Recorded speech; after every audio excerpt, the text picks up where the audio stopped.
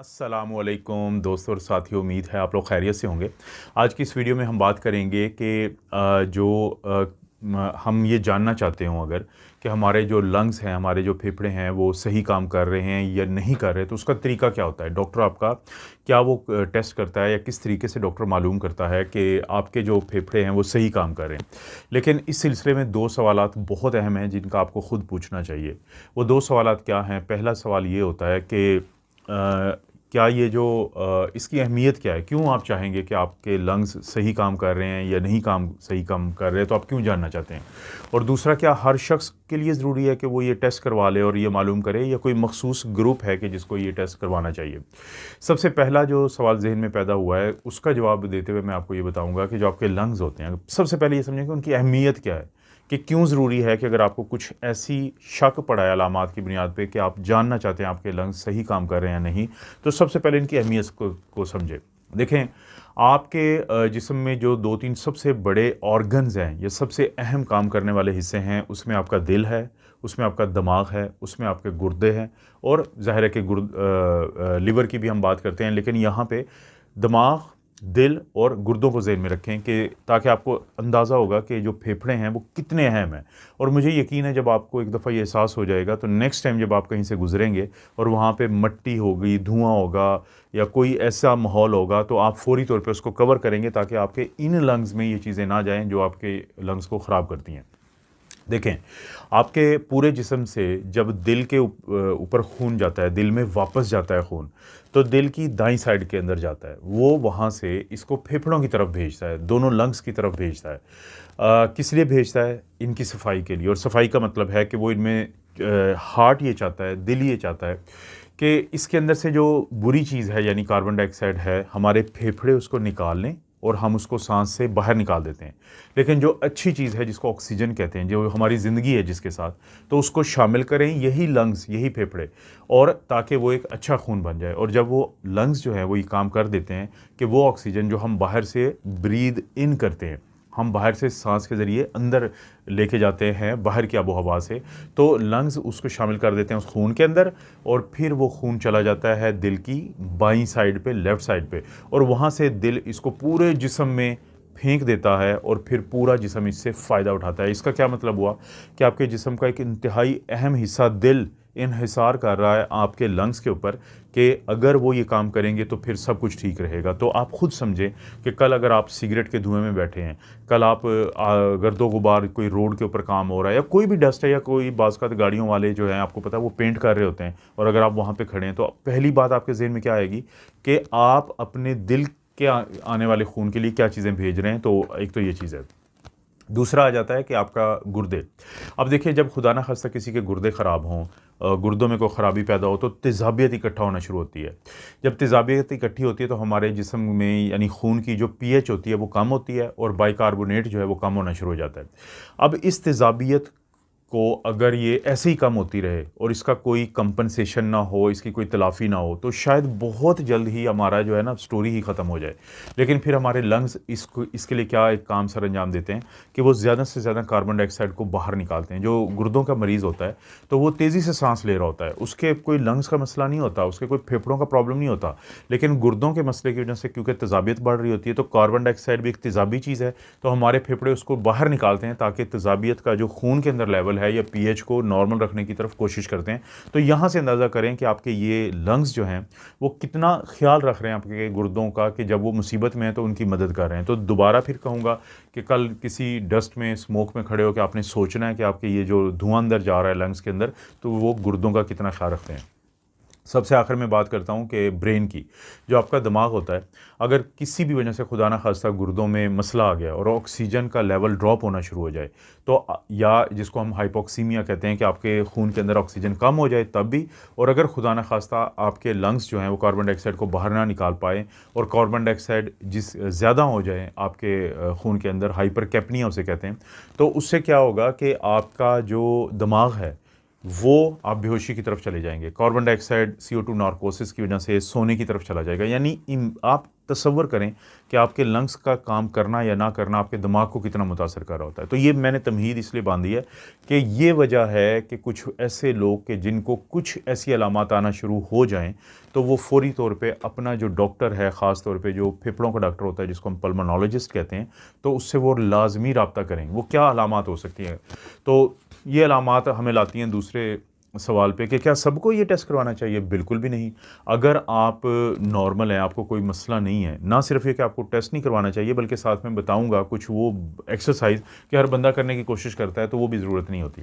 लेकिन अगर आपको देखें सांस में तकलीफ़ होती है, सांस लेने में तकलीफ़ होती है, चलने फिरने पे सांस का मसला, आपको सांस ख़राब हो जाता है, और इसी तरह से आपको खांसी रहती है, वो खुश्क भी हो सकती है, बलगम वाली भी हो सकती है और काफ़ी अरसे से चल रही है, और इसी तरह से आपको चेस्ट जो है उसमें टाइटनेस होती है, इसी तरह से आपको कोई सांस जब आप लेते हैं तो आपको थोड़ा सीटियों की आवाज़ें आती हैं, तो ये कुछ इस तरह की अलामात हैं। या फिर आपकी उंगलियां या जो आपकी ज़ुबान होती है वहाँ पे ब्लू कलर, नीला रंग पड़ना शुरू हो जाता है जिसको हम साइनोसिस, तो इस तरह के जो मसले लोगों को चल रहे होते हैं तो उनके लिए बहुत ज़रूरी है कि वो अपने पल्मोनोलॉजिस्ट के पास जाएंगे और वो फिर उनका स्टेटस जानना चाहेगा कि उनके फेफड़े कैसे काम कर रहे हैं, वो ठीक काम कर रहे हैं या गलत काम कर रहे हैं। और इसी से साथ ही मैं इस बात का जवाब देता हूँ कि हर बंदे को या बंदी को जो फेफड़ों की एक्सरसाइजेज़ होती हैं, ब्रीदिंग एक्सरसाइजेज़ होती हैं, उनकी ज़रूरत नहीं होती। सिर्फ वो लोग जिनको थोड़ा सा सांस की दिक्कत होती है तो उनको चाहिए कि वो ब्रीदिंग एक्सरसाइजेज़ किया करें, वरना आम जो लोग हैं वो अगर कार्डियोवैस्कुलर एक्सरसाइजेज़ जिनको हम कहते हैं कि अगर वो पार्क में जाके या घर में भी किसी मुनासिब जगह पे जहाँ पे ऑक्सीजन हो ज़्यादा, वहाँ पे कोई यानी कि गर्दो गुबार ना हो या बिल्कुल बंद ना हो वो जगह, तो वहाँ पे वो रनिंग कर सकते हैं, जॉगिंग कर सकते हैं, रोप स्किपिंग कर सकते हैं, साइकिलिंग बाहर जाके कर लें, स्विमिंग कर लें, हाइकिंग कर लें। तो ये सारी चीज़ें आपके फेफड़े और दिल की सेहत के लिए अच्छी होती हैं। तो आपको कोई ख़ास एक्सरसाइज नहीं ज़रूरत होती। ख़ास एक्सरसाइज जो होती है वो ज़रूरत होती है उन लोगों को जिनको लंग्स का मसला होता है। आप डॉक्टर के पास अब गए, आप पल्मोनोलॉजिस्ट, आपको ज़ाहिर है कि आपकी हिस्ट्री लेते हैं, फिर आपको मुआयना करते हैं, फिजिकल एग्जामिनेशन करते हैं, वो ऑस्कल्टेशन करते हैं कि जो स्टेथ होती है स्टेथोस्कोप, उससे आपको चेक करते हैं। फिर एक मखसूस किस्म के टेस्ट होते हैं जिसको हम कहते हैं पीएफटी, पल्मोनरी फंक्शन टेस्ट। अब इसके नाम से भी ज़ाहिर है कि एक ऐसा टेस्ट है जो फंक्शन जानना चाहता है, काम करने की सलाहियत जानना चाहता है किसकी, पल्मोनरी सिस्टम की। और पल्मोनरी सिस्टम में सबसे अहम क्या होते हैं, लंग्स होते हैं जो फेफड़े, और उनकी जो नालियाँ होती हैं जो ब्रोंकाई या ब्रोंक्यूल्स होते हैं। अब जो पल्मोनरी फंक्शन टेस्ट है इसमें एक जो चीज़ होती है वो स्पायरोमीट्री होती है। स्पायरोमीट्री एक मशीन होती है जिसमें आपके नाक के ऊपर क्लिप लगा दिया जाता है और मुंह से आपको कहा जाता है, जैसे हुक्का पीने वाली एक वो नाली होती है, तो इसी तरह की एक ट्यूब होगी, उसके अंदर आप अपने जो होंठों से उसको बंद करके ज़ोर से सांस उसके अंदर मारेंगे। यानी पहले आपने गहरा सांस लिया रूटीन में, फिर आप उसको ट्यूब के अंदर ज़ोर से सांस मारेंगे और जितना तेज़ी से आप मार सकते हैं। स्पायरोमीट्री क्या करती है, वो मशीन जो है वो जानना चाहती है कि आपका जो लंग्स हैं वो बाहर कितनी हवा निकाल सकते हैं और कितनी तेज़ी से निकाल सकते हैं, क्योंकि इससे ऑब्स्ट्रक्टिव लंग डिजीज़ जो होती हैं, यानी कि जैसे दमा है, सीओपीडी सांस की दायमी मर्ज़ है, तो एम्फाइजीमा वगैरह होता है तो उनका पता चलता है। और इसी तरह से रिस्ट्रिक्टिव लंग डिजीज़ क्या होती हैं कि आपके जो फेफड़े हैं उनके अंदर कितनी जो है वो ऑक्सीजन या कितना जो हवा जो है वो रहती है। तो रिस्ट्रिक्टिव लंग डिजीज़ में आमतौर पे ये हम pulmonary fibrosis, interstitial lung disease, ये स्क्लेरोसिस टाइप की चीज़ें हैं, किसी का चेस्ट का भी मसला है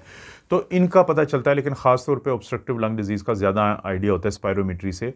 क्योंकि जो रिस्ट्रिक्टिव लंग डिजीज़ है उसका और भी टेस्ट किए जाते हैं। जैसे एक तो हो गया स्पायरोमीट्री, एक होता है कि आपके लंग वॉल्यूम कैपेसिटी मालूम की जाती है, इसे बॉडी प्लेथिस्मोग्राफी कहते हैं, कि आपको एक शीशे का एक कमरा होता है छोटा सा, उसके अंदर बिठाया जाता है, वहाँ पे भी एक मशीन होती है, तो फिर वहाँ पे आपको उसके अंदर सांस लेने के लिए कहा जाता है, या फिर आपको कोई गैस दी जाएगी थोड़ी सी, और उसके बाद उसमें ताकि आप पता चले कि आपके लंग्स के अंदर कितना जो है वो वॉल्यूम रह सकता है। इसी तरह से जो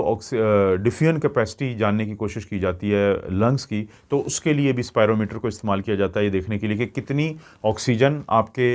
फेफड़ों से खून में जाती है और कितनी जो है कार्बन डाइऑक्साइड आपके फेफड़ों से बाहर आप निकाल सकते हैं। तो ये टेस्ट है। और सबसे आखिर में एक्सरसाइज टेस्ट होते हैं, जैसे एक को हम कहते हैं 6 मिनट एक्सरसाइज टेस्ट, कि आपको 6 मिनट के लिए चलाया जाता है, लेकिन उससे पहले आपका ब्लड प्रेशर चेक किया जाता है, आपके ऑक्सीजन की सैचुरेशन चेक की जाती है, एक पल्स ऑक्सीमीटर लगा के आपके दिल की रफ्तार चेक की जाती है, और अब ये पूछा जाता है कि आपको कितना सांस आपका ख़राब है, जिसको सब्जेक्टिव आप अवे फीलिंग कह सकते हैं। लेकिन फिर 6 मिनट की वॉक करवाई जाती है, इस दौरान ऑक्सीजन वाला वो चीज़ चेक हो रही होती है, और 6 मिनट की वॉक के बाद आपका ब्लड प्रेशर चेक किया जाता है, देखा जाता है कि आपका दिल की रफ़्तार कितनी बढ़ी है और आपको कितनी सांस में तकलीफ़ आई है। तो ये चीज़ की जाती है और इसी तरह से कार्डियोपल्मोनरी टेस्टिंग होती है कि आपको जो ट्रेडमिल होती है साइकिल टाइप की, उस पे आपको कहा जाता है कि आप उसको चलाएं और साथ ही आपको कुछ ब्लड प्रेशर का आला लगाया जाता है, ऑक्सीजन वाला, दिल की रफ़्तार वाला और बाकी 1-2 चीज़ें लगाई जाती हैं। तो यूँ-यूँ आप उसको, क्योंकि वो जो साइकिल होती है वो साइंटिफिक एक मशीन है, तो उसमें रेजिस्टेंस पैदा की जाती है ताकि आपको और ज़्यादा ज़ोर लगाना पड़े और बाज़ का आपको ट्रेडमिल पे चलाया जाता है। तो जितना आप ज़ोर लगाएंगे उतना फिर पता चलेगा कि आपके लंग्स जो हैं वो किस हद तक ऑक्सीजन को अंदर लेके जा रहे हैं और कार्बन डाइऑक्साइड को बाहर निकाल रहे हैं। यानी इन सारों से आपको क्या पता चला कि आपके लंग्स कैसे काम करते हैं। इसको पल्मोनरी फंक्शन टेस्टिंग कहते हैं। तो इसके अलावा भी क्या कोई टेस्ट होते हैं? इसके अलावा बिल्कुल आपका खून का एक टेस्ट किया जाता है जिसको हम एबीजीज़ कहते हैं, आर्टीरियल ब्लड गैसेस। वो हमें क्या बताती हैं? वो हमें बताती हैं कि आपके खून के अंदर ऑक्सीजन कितनी है और कार्बन डाइऑक्साइड कितनी है। इसी तरह से आपके गुर्दे जो का बाइकार्बोनेट को निकालते हैं तो वो कितना है, और इसी तरह से आपके जो खून की तेज़ाबियत कितनी है यानी पीएच, तो इस बारे में पता चलता है। तो लंग्स की काफ़ी चीज़ों का पता चल जाता है इस ब्लड टेस्ट से। इसी तरह से एक और आखिरी अगर टेस्ट की मैं जिक्र करूँ तो उसको कहा जाता है HRCT, यानी कि हाई रेजोल्यूशन सीटी स्कैन। ये सीटी स्कैन की एक टाइप है कि जिससे मसलन एक्सरे पे, ये एक्सरे की टेक्निक ही होती है, ये समझ लें कि जो एक्सरे है वो बता देता है अगर थोड़ा बहुत आपके लंग्स के बारे में। तो HRCT छोटी से छोटी चीज़ को पकड़ने की सलाहियत रखते हैं। ज़रूरी भी है ये करवाना मखसूस हालात में, जो आपके ज़ाहिर है कि जो पल्मोनोलॉजिस्ट है वो फैसला करेगा, लेकिन उसी वक्त में ये ज़हन में रखें कि इसकी शुआएँ बहुत ज़्यादा होती हैं, तो सिर्फ कुछ लोगों की करवाया जाता है जिनके लिए ज़रूरी होता है। मसलन अगर किसी को कहीं पे हमें शक पड़े कि चेस्ट एक्सरे करवाया था और उस पे हमें डाउट होता है कि कोई गिल्टी हो सकती है, तो वो चीज़ बहुत क्लियर तरीके से पकड़ी जाएगी HRCT टेस्ट के ऊपर। तो ये तकरीबन मैंने सारे आपको वो टेस्ट बता दिए हैं कि आप अगर ये जानना चाहते हैं कि आपके जो फेफड़े हैं और खून की जो नालियाँ हैं वो कैसा काम कर रही हैं, उनकी सेहत कैसी है, और आपको कोई अलामात ऐसी आती हैं, तो आप अपने पल्मोनोलॉजिस्ट से बात करके ये तमाम वो टेस्ट वो करवाएंगे जिनकी आपको ज़रूरत है, और आपको पता चल जाएगा at the end of the day कि आपके वो फेफड़े जो दिल को, जो दिमाग को और जो किडनीज़ हैं उनके लिए कितने ज़रूरी हैं या कितना अहम काम वो सर अंजाम देते हैं, तो उसके बारे में पता चल जाएगा। तो दोस्तों ये वीडियो जो है अगर आपको समझ आ जाती है तो काफ़ी चीज़ें आपकी ज़िंदगी में बेहतर होंगी। और सबसे बड़ी क्या चीज़ बेहतर होनी चाहिए कि नेक्स्ट टाइम आप धुएँ में भी नहीं बैठेंगे, आप किसी डस्ट वाली जगह पे नहीं बैठेंगे। आप इन चीज़ों का इसलिए ख्याल रखेंगे कि आप ये हवा नहीं अंदर लेके जा रहे होते, ये मुसीबत लेके जा रहे होते हैं जो बाकी सारे जो आपके ऑर्गन्स हैं उनके लिए काफ़ी मसाइल को जन्म देती है। दोस्तों आपको पता है मैं इस तरह की वीडियोज़ बनाता रहता हूँ। वीडियो को लाइक करें, चैनल को सब्सक्राइब करें। कोई भी वीडियो अच्छी लगती है तो दोस्तों रिश्तेदारों से शेयर करने के लिए मेरे तीनों में जो चैनल्स हैं उनके ऊपर ये ऑप्शन है कि आप शेयर कर सकते हैं। आप अपना और अपनी फैमिली का ख्याल रखें। अल्लाह ताला आपको और आपकी फैमिली को हर किस्म की बुराई, बीमारी और आजमाइश में महफूज रखें।